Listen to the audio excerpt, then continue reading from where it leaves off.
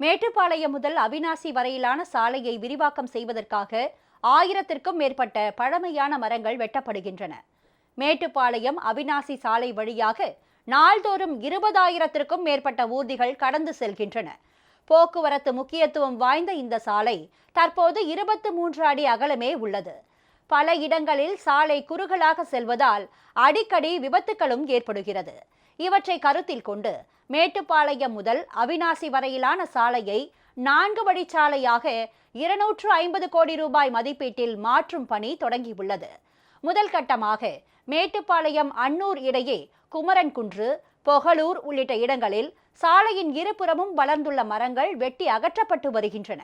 மணல் அள்ளும் எந்திரங்கள் மற்றும் மர அறுவை எந்திரங்களை கொண்டு 100 ஆண்டுகள் பழமை வாய்ந்த மரங்களையும் தொழிலாளர்கள் வெட்டி அகற்றி வருகின்றனர்.